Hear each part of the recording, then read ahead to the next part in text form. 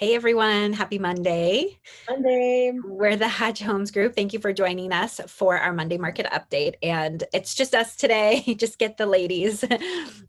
John is still in England for his mother's 100th birthday. Shout out to Grandma Elsie. I know, it's so amazing.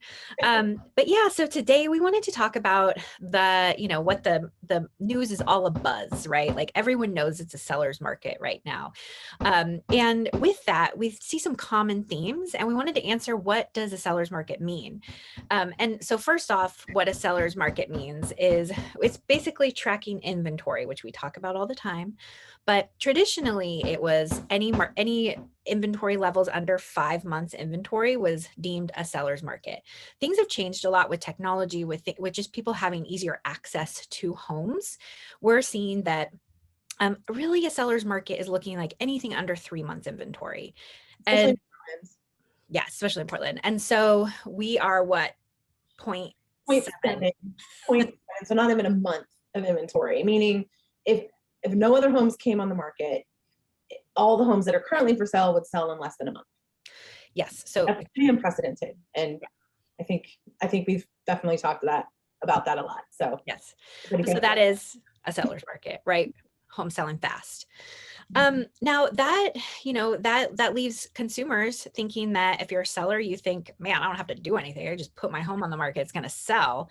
My realtor doesn't have to work very hard for that either. So it's just, let's just, put a sign in front. And then it leaves buyers thinking, I am going to get beaten and brutalized. And it really doesn't have to be that way for a buyer, but that's a topic for another discussion. So just real quick, I'll share some stats, but just this is something that we track every single week.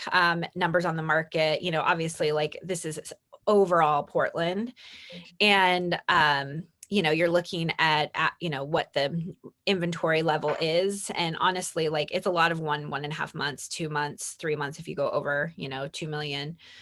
And the 2 million mark plus definitely has longest days on market. So that's 107 average days on market. And then I think the lowest days on market we're seeing is 11. And that's for like $200,000 homes. So of course, those are going super fast. So, I mean, the lesson here, right, is not everything is selling in a day. Even if you put your home on the market for a few days to get offers, there's still homes that are taking a week to 3 weeks to sell. So there's strategy behind getting your home sold quicker. And that's obviously what a realtor will do for you. And I think it's important for people who are thinking of selling their home on their own to really know that, don't have that expectation that just because your neighbor a few weeks or month ago sold their house and they had 25 offers doesn't necessarily mean that that's going to happen to your house.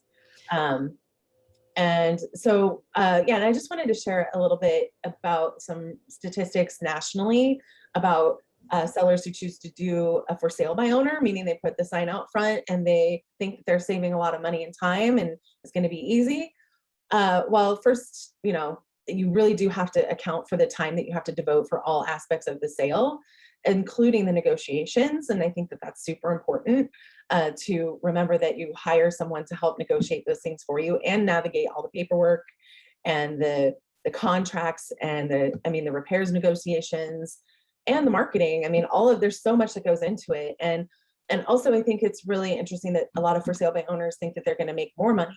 Well, the statistic that I wanted to share from the NAR, National Association of Realtors, is that the for sale by owners accounted for just 8% of home sales in 2020.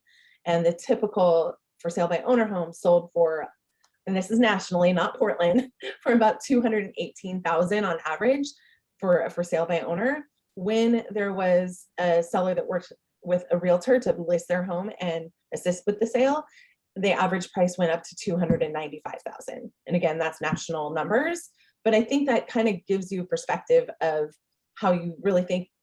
If you think that you're going to save money, you actually end up netting a lot more money working with a realtor, even if you are paying them a certain percentage. We've seen it so many times. I mean, I've had a common theme in our market more, even though for sale by owners are not as common, they happen.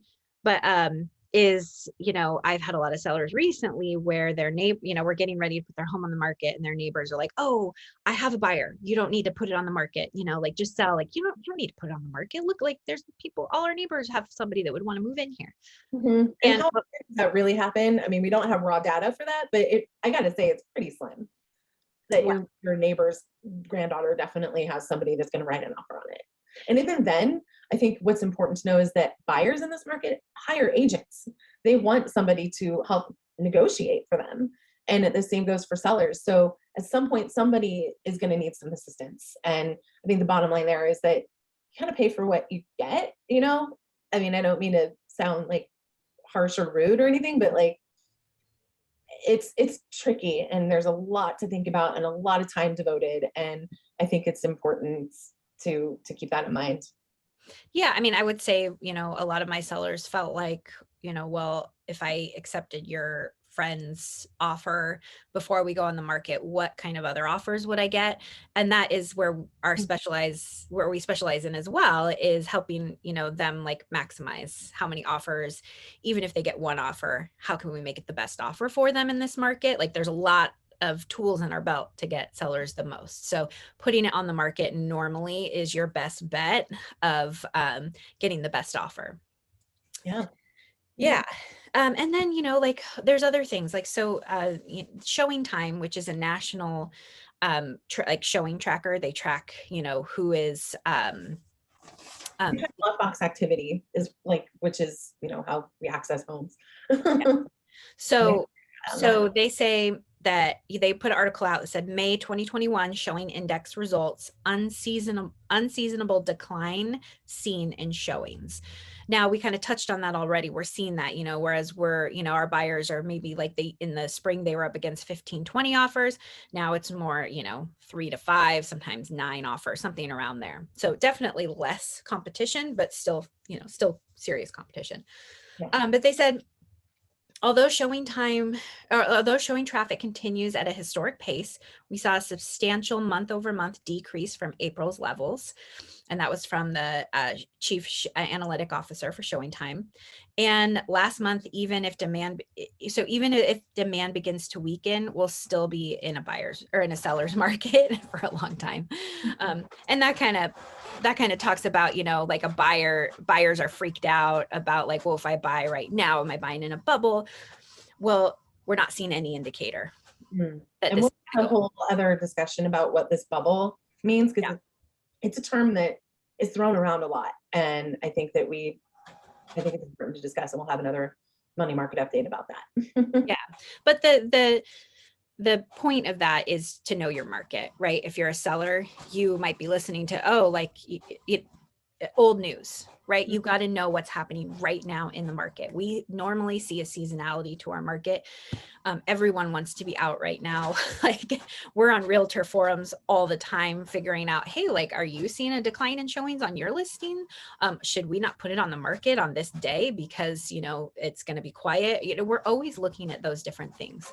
So all those little things will really net you more in the end, and make sure that you're putting your home on the market in the best way to maximize a seller's market. So if you have any questions about how to do that, then we're here for you. And if you're a buyer and you're freaked out about seller's market, we are here for you too. We have lots and lots of stuff so that you don't have to be freaked out that you're in a seller's market. Yeah, let's not panic. We can work through it.